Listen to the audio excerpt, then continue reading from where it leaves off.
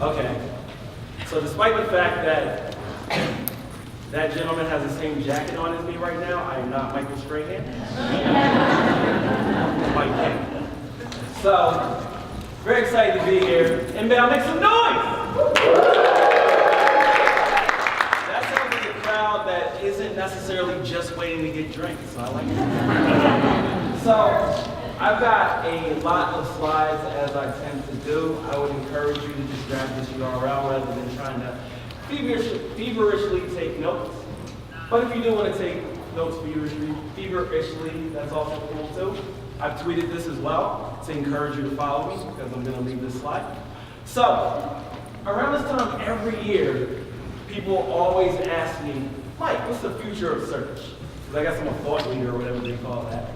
And I always get like, this again, like, do I really have to answer this question? Okay, so the business answer is like this. The future of search is, you are such a busy person that has 50 tabs open at any point, and it's likely that you put something in your shopping cart, and then you get up from your desk and you forget about it. And then later on, after you've left the office, you're walking down the street, and you get some sort of indicator on your phone that says, hey, those shoes that you were thinking about buying are in that store 100 feet to your right. To me, that's the future of search. Now, that's a pragmatic answer for the business concept. My real answer looks a lot more like this. So how can I help you? Oh, it's just more that everything just feels disorganized. That's all. You mind if I look through your hard drive?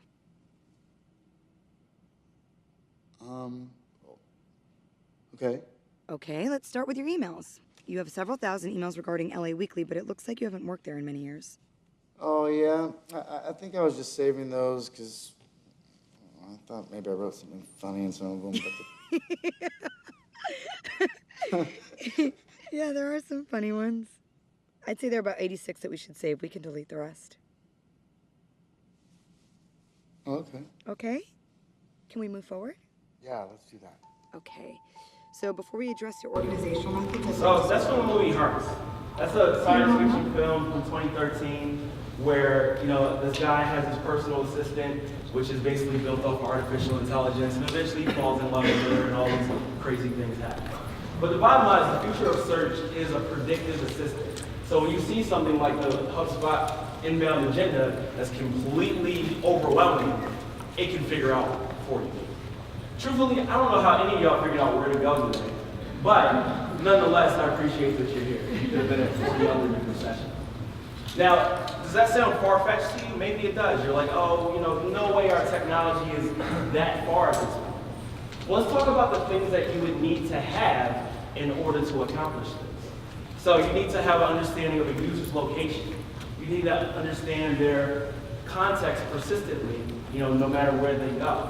You need to have a big index of the world's information. You need an always-on device. You need an understanding of natural language processing. And you need machine learning plus a lot of computing power. Another thing you need is speed. Because nobody's going to talk to something and then wait for 5 minutes for an answer. And you also need a good user experience. One that is no different than interacting with the world as you see it right now.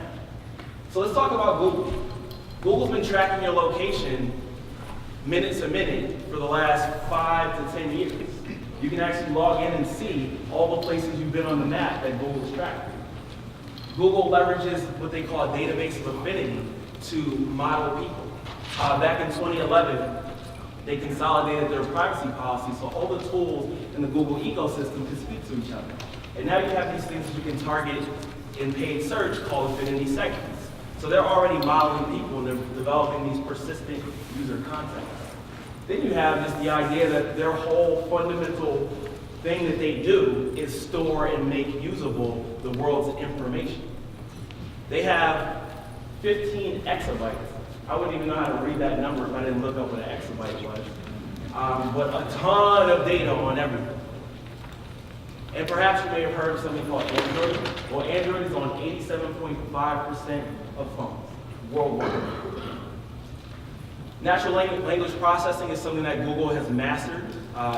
It's fundamentally what powers search, an understanding of what is being said in content and also what's being said in the queries to surface that content. They've been nice enough to open source their approach to NLP so you can be good at it too. And then Google's been working on quantum computing. So they're trying to, beat Moore's law, so to speak, kind of accelerate it and make things even faster. So they have a computer that they've developed that's 100 million times faster than the computer that you had at home. They've repositioned themselves as a machine learning company. So I was at Google I/O last summer, and that was the main party line. They were like, we're going to be all about machine learning. It's going to be in all of our products. You're seeing new and new messaging products that are built on machine learning as well. And again, they open source that so you guys can get better at it as well. Now, speed is one of their other obsessions, from Google Fiber to building Chrome, which is a faster browser than anything else. One of the fundamental things that they've done is make things faster. As far as user experience, well, Google used to suck at design. We all know that, we used to look at Google and be like, ew, at least he gets me where I want to go. But they've gotten a lot more focused on that, and they developed what they call a visual design language called Material, which is essentially a UX framework for building out websites. And that's why you see that everything across the Google ecosystem kind of looks the same. And a lot more people are starting to use this as well in their own apps. So basically, Google is already ready to be the Star Trek computer. They've said for a long time that was their goal, to be that ambient search interface where you can just talk to it and it's going to give you answers. The first version of that we saw was Google Now. Google Now is a predictive search appliance, so to speak. And so what it would do is it would give you, based on the data that they're collecting on you, like, oh, you go from this place to this place every day, that must be home, that must be work. So they will say, oh, 8:35, you need to leave by 9:06, otherwise you're not going to make it there on time. Oh, you're always looking up the Boston Red Sox scores. So maybe you're a fan of them, and they surface those for you. So they use a lot of implicit queries, or implicit context, based on who you are and what you do, to surface some of this information. And then they had Google Assistant. So this is the real V1 of the Star Trek computer. And that you just talk to it, it's in your phone, you ask it questions, and it surfaces those answers for you. So what Google Home is Google Assistant in a box. You don't need your phone. Well, you need your phone to set it up. But beyond that, you don't need anything else but that device. So I got it, and I was pretty distraught going back to the hotel the other day. So I asked it a question. Okay, Google, who won? Donald Trump won the presidency. Right now, Donald Trump has 279 electoral votes, while Hillary Clinton has 228. Okay, Google, so what do we do now? Sorry, I can't help with that yet. I'm So I can't answer everything.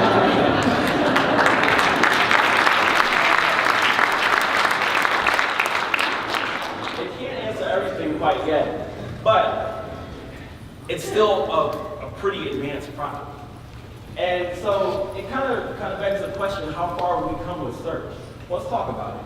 So Google started out with 10 blue links, and it wasn't so sophisticated looking, but it was better than Lycos and Alta Vista, Web Crawler, and all those other things I used to use in my teens.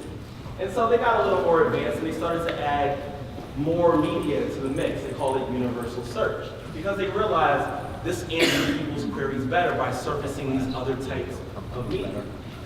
And then they started to get faster, because before this caffeine update, Google had to index things or crawl things and then index things and then start surfacing them. And there could be a huge lag time between when something was posted on the web and when it was surfaced in Google. That doesn't work for us. If we see something as a good article on CNN, we expect it to be in the index right away. So the caffeine update is what sped that up. Then they started rolling out personalized. So based on the things that you're doing across the Google ecosystem, the things you click on, the things you search any other time, they then surface things specific to your user content. And then they rolled out Google Instant because they figured out that people were taking a long time to put their queries in, so they would suggest them based on essentially collaborative filtering. That saves people 2 to 5 seconds per search, which is pretty awesome when you think about how often you search things. Then they started figuring out, I mean, there are other updates between these, but these are the ones I think are important to the future. So there was the Panda algorithm because they realized that people were just making really bad content. You want to check your lab and make sure you didn't hit the button off. Sorry, guys. Check, 1, 2.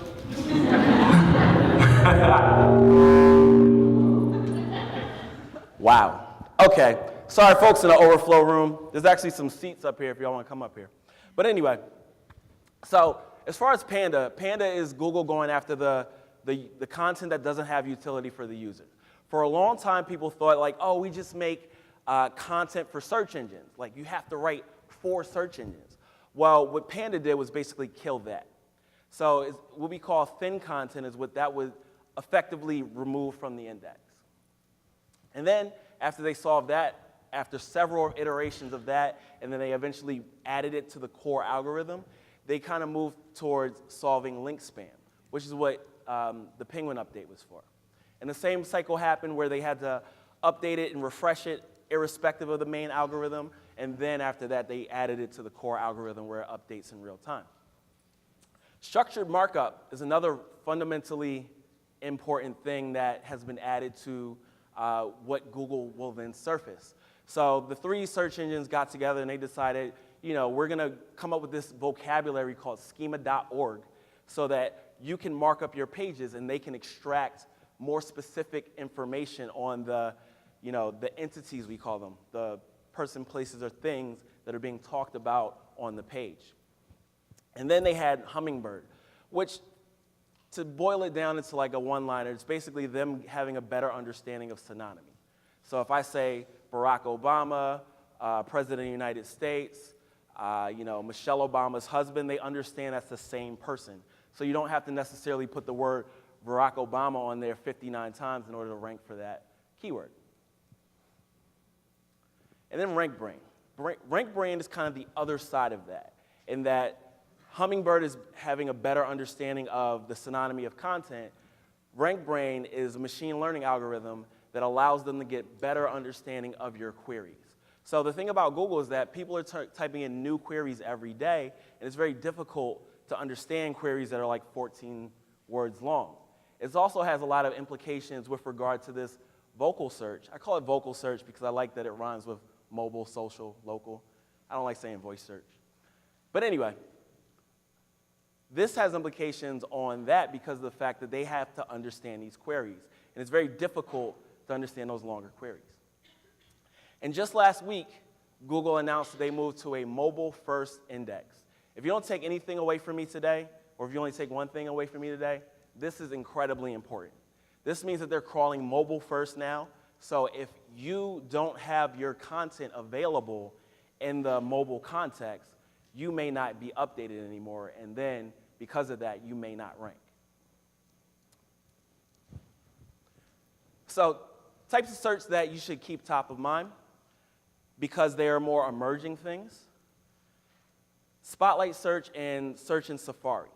As you notice here, if you type in a query like this, they're not going to Google. They're not going to a search engine. They're trying to bypass search engines altogether. And because this is like the natural place that people are searching, Apple has now inserted themselves so that they can essentially cut out Google. Same thing is happening here with other types of suggested website searches that they give you. So notice that they have a suggested website before they even get to the Google search terms. And more often than not, I mean, I don't know about you guys, but I accidentally click on that because I think it's a Google result. So again, Apple is trying to cut Google out of the picture. There's things like smart mirrors, where there's all these, essentially the same way that the dashboard that you would have on your desktop computer, you can have that type of stuff for your mirror. And it's interesting there because I suspect that there's going to be a lot of advertising in these types of things. So in New York, I'm not sure about Boston because I don't come here that often. We have in office buildings, there's always like the TV in the elevator when it has ads and things like that. I think of smart mirrors very similar to that. So I suspect that we're going to see more pay-to-play placements in these than just regular natural search. And then I suspect there's going to be in-car search. So think about back in the day when you would do directions on MapQuest, And they would always take you slightly out of the way because they wanted you to go buy as many McDonald's as possible. I suspect that Tesla's going to realize there's opportunities around search there as well. So then you want to talk about App Store search, because App Store optimization is something that's really important if you have an app, of course. And really, that's just old school SEO, because it's largely about on-page content. Do you have your keywords there? And then the engagement metrics. Are you getting downloads? Are people looking at your page? Are they leaving reviews? So it's not difficult. It's just, make sure your on-page is right, and then use something like Sensor Tower to do research around the keywords that you should be using, and also the rankings of other apps and such. And then just buy some ads so you can get more people to download your app, and also in your app ask for reviews. So that one's simple. It's not like doing modern SEO on Google. It's really simple. And then brings me to vocal search. So this is the primary thing that I think moving forward, or the primary mode of search moving forward. I think Google is trying to be more a part of your everyday life, not just trying to have you on your phone looking for things or on your desktop. They want you to basically just talk to them at all times. Okay, Google, how do I get girls? Here's a summary from Instructables. 1. Step 1. Know yourself. This is actually a very important step. 2. Step 2. Express yourself. 3. Step 3. Get over yourself. 4. Step 4. Finally. And 5. Step 5. Asking her out. Okay, that's actually kind of reasonable. So the thing about voice search or vocal search is that there's only one answer. They're not going to sit there and have the Google device, I don't know if it has a name, it's not going to sit there and read 10 results to you. It's only going to read one answer to you. And Dr. Pete from Moz did a great post on this today, like how to rank in Google Home. Really what it comes down to is getting these featured snippets. So that answer that was just read to me is directly right there in the SERP. And there's a lot of data out there about how to do this. I'm going to talk about it a little more later. But the bottom line is, like, you need to be going after this if you want to be the #1 person there. So voice search is something that users are using simply because it's convenient. All this data suggests that people are like, oh, it takes too long to take my phone out, or it just isn't as easy as saying it out loud. So I suspect that over time, younger generations are going to use this far more than perhaps the older ones. These other assistants are interesting as well because, again, they're also trying to cut Google out of the cycle. Think about Alexa and the smaller version that HubSpot just gave me. Thank you very much. They are cutting Google out of the e-commerce loop entirely. What they're saying is like, oh, you want to order something directly from Amazon? Cool, because we don't need you to search for it anymore. Just ask me for it. So I suspect that as technology becomes better and bigger and more complex, search is going to be how we interface with it. It's not going to be so much about these crazy futuristic-looking interfaces. It's going to be more like this: you standing in your house just talking to your computer or talking to Google Home, and it's going to react to that. It's not going to be like Minority Report where it's all up in your face. It's just going to be a part of what you do normally. So let's talk about some science behind how this works, the technical stuff that I enjoy the most. So part of this, or what this is called, is multimodal search, where Google, or all search engines really, but who really cares about those other ones, are leveraging both the explicit query that a user types in or gives to the search engine and the context on the user. So their location, things that they've looked at before, other things that they've engaged with. They put those two aspects together to determine what it is that you need. So Google is far better at understanding the context of the user, which is why I'm far more interested in Google Home than I am in Alexa, because Google's been doing this for so long. They have that natural language processing that works with this. I have an employee who, English is his second language. He speaks well enough, but I didn't think that Google Home was going to be able to understand him, and it understood him perfectly. Okay, Google, how tall is the Empire State Building? The Empire State Building is 1,250 feet tall. Okay, Google, Where is it? The address for Empire State Building is 355th Avenue, New York. Okay, Google. How far is it from here? You're 211 miles away from Empire State Building by car. Okay, Google. How long if I walk? Sorry, I'm not sure how to help with that yet. I'm still learning. Okay, Google. How long would it take for me to walk to the Empire State Building? On foot, the trip to Empire State Building is 2 days and 23 hours. So the interesting thing about that is it understood the context. The first time I said, how tall is the Empire State Building? After that, I said, how far is it from here?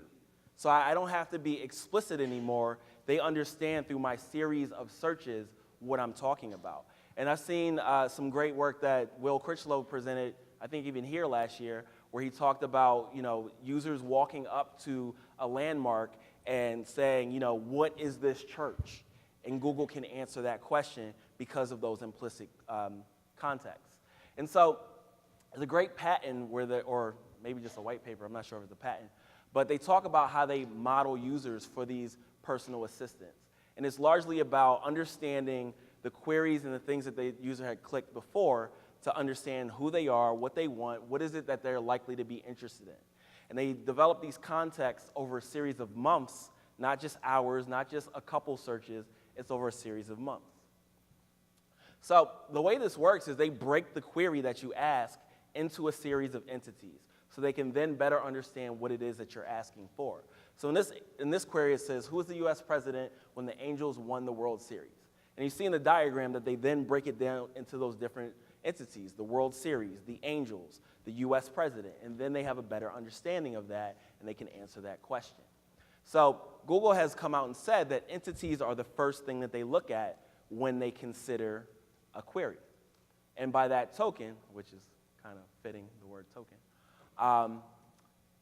you need to be thinking about that when you optimize your content. So how do you capitalize on these search opportunities? Because a lot of this stuff sounds pie in the sky to you. It's like, okay, we're living in the future, but Mike, what do we do with this? I got you, don't worry about it. First thing you need to do is make hyper-targeted content. And what I mean by that is content for very specific personas and also for very specific contexts. So what I mean by that is there's a series of need states. Did we break it?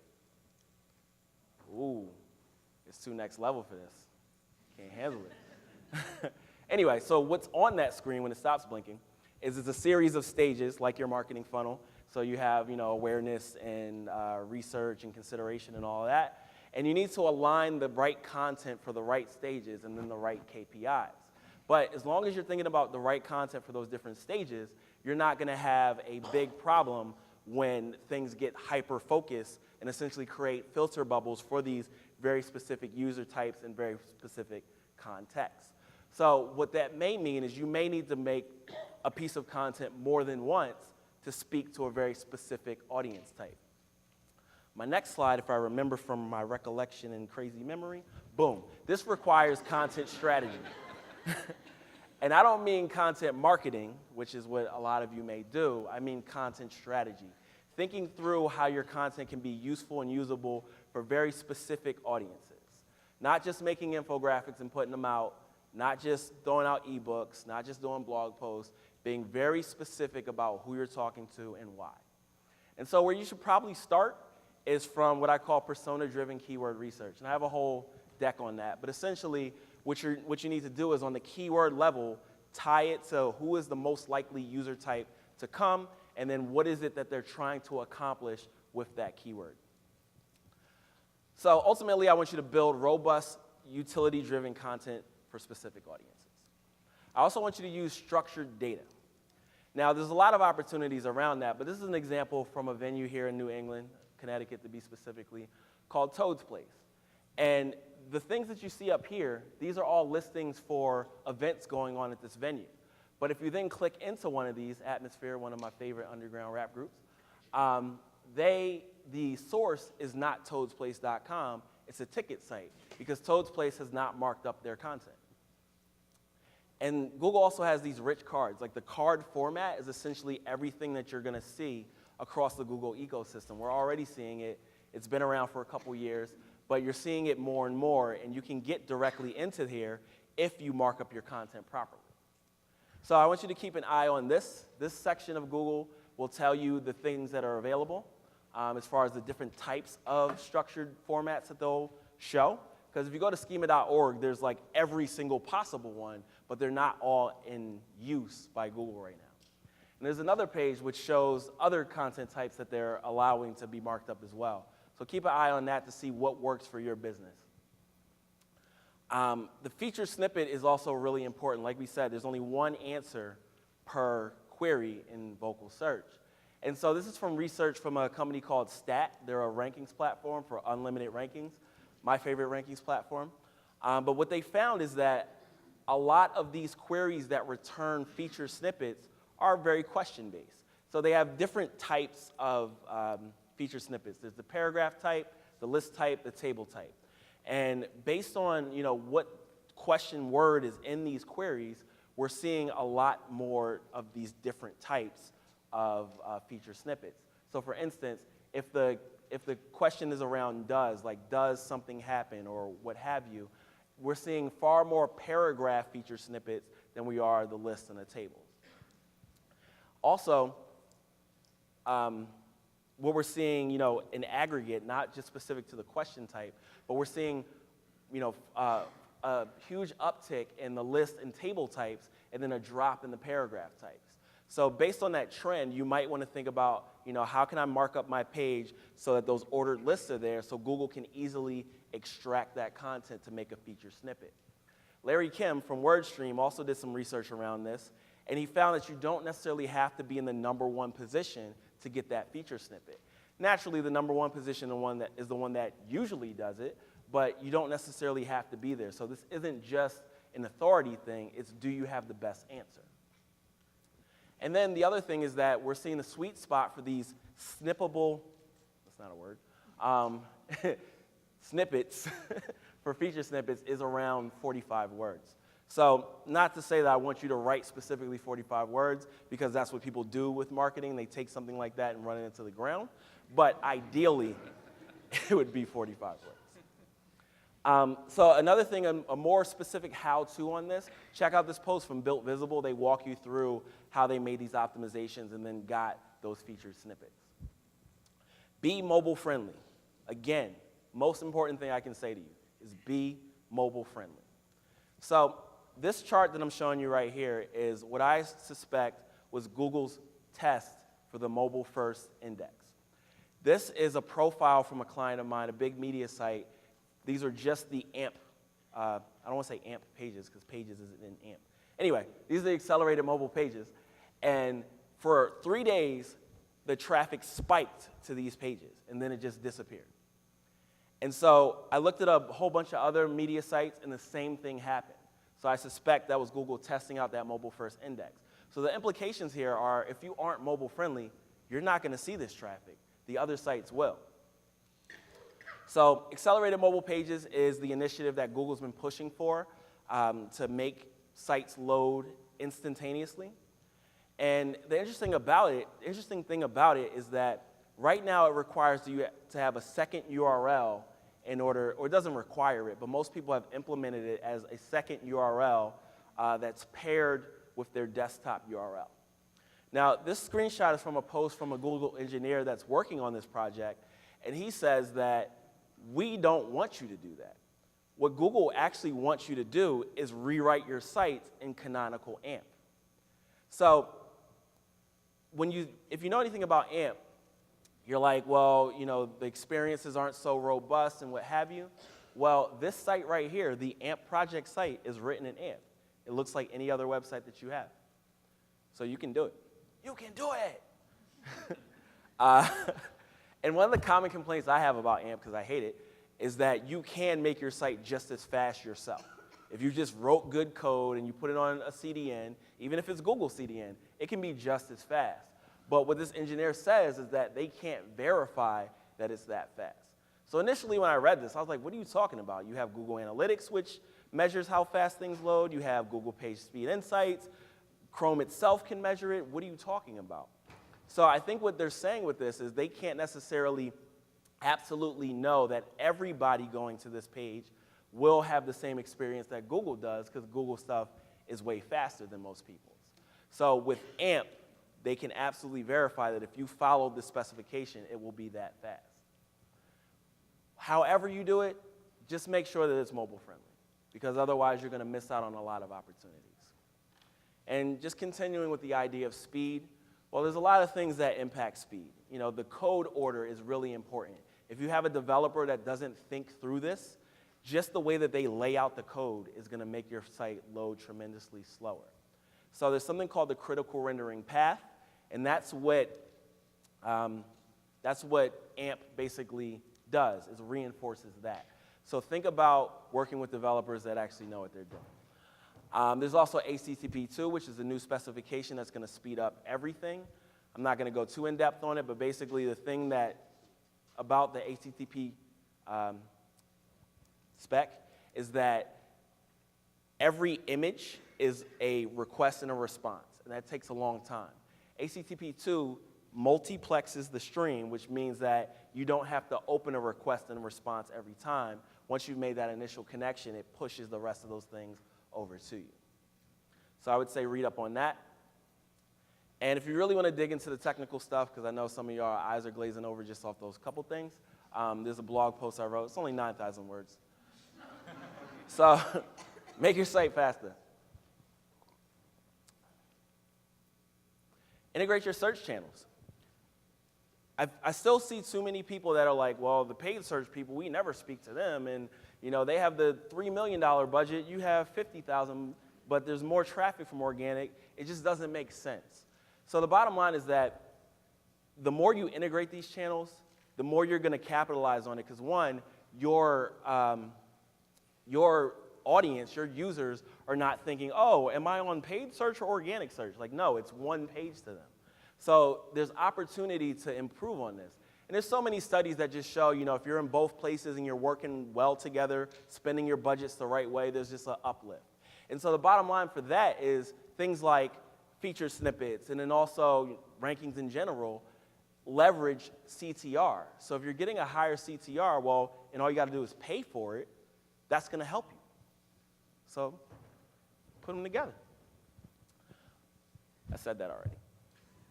All right, so what tools should you use? Because I don't want you guys to just like, I don't want to be like Gary Vee where I just bullshit for an hour.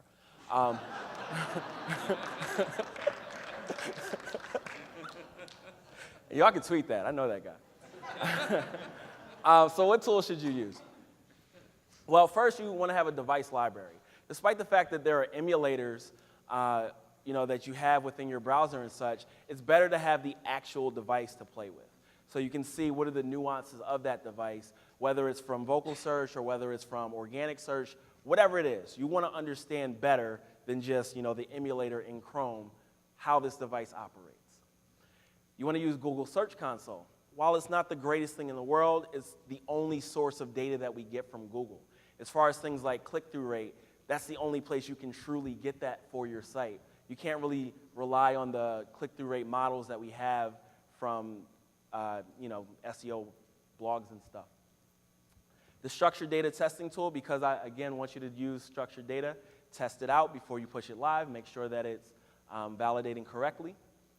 The AMP validator, before you push your AMP page, your AMP live, test it. And then there's a variety of tools that they have for testing mobile friendliness and page speed. This is like the most visually compelling one, but what's up, Inbound? Why is it so slow? Chrome DevTools, this is actually built into the Chrome web browser itself. There's a variety of tools that help you understand your site speed, what are the things that are effectively slowing it down, what are some of the issues that you may be having as far as like how things are being pulled across the web. DevTools is your friend. Google Analytics, Demographics, and Insights, because again, we want to understand the context of the users that are landing on your site. You want to get the data on the affinity segments that Google provides so you can see which types of users, which age ranges are landing on your site. Screaming Frog SEO Spider, there's not a single day that goes by where I don't use this tool when I'm at my desk, I guess. And then they also have a log file analysis tool as well, where you can get an understanding of how often Google is visiting your site. If you have, well, Search Metrics is a great tool because it helps you understand a lot of content opportunity. They do a lot of really in-depth analysis leveraging machine learning that help you get ahead of some of your competitors as far as optimizing towards these ideas of Hummingbird and such. OnPage.org, if you need cloud-based crawling, excuse me, it's one of the better tools out there. And then if you need log file analysis in the cloud as well, Botify is a good option as well. For keyword research, I would say check out Moz's Keyword Explorer. It's the most advanced tool out there for this. There's other great tools out there as well, and I'm sure they're all going to try and catch up pretty quickly, like SEMrush and all the other things that are available. But right now, Moz's Keyword Explorer is the best thing on the market. And as far as ranking stat, like I said before, you can track unlimited keywords. So I didn't introduce myself. This is me. Okay, Google. Can you beatbox? Okay, put your hands together for MC sound file. Yeah. Yeah. Yeah. Yo. Yeah. Okay, it's Mike King and I got a better flow. What up with that election though? It feels just like the Brexit vote. It's whatever though. I drop it in the middle of inbound like the letter O. Use my skills as a metaphor for the Google algorithm because I guess you'll never know.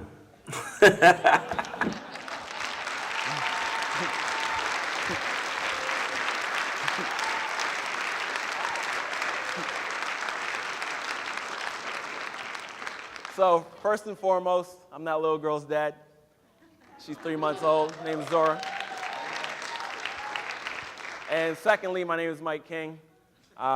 Full stack developer dude, marketer, Moz associate, and I run an agency called iPullRank. We're a better marketing agency.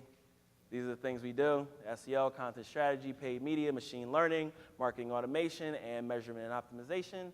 And I'd love to help you out. Any questions? No questions? Oh, right here.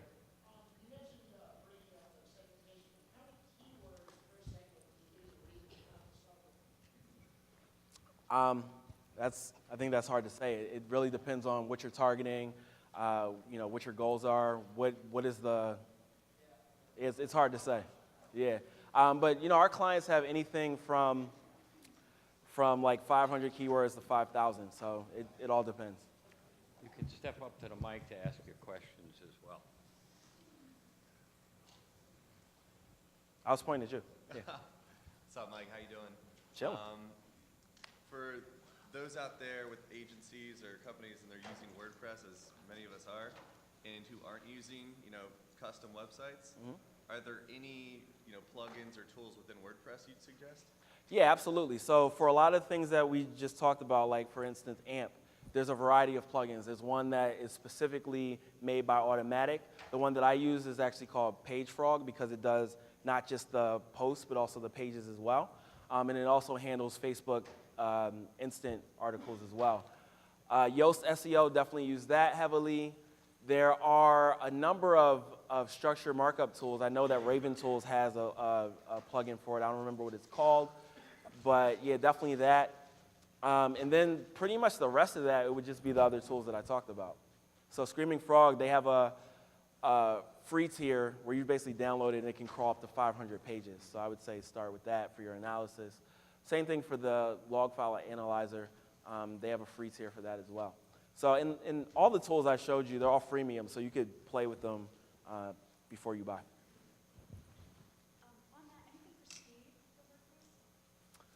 Speed for WordPress.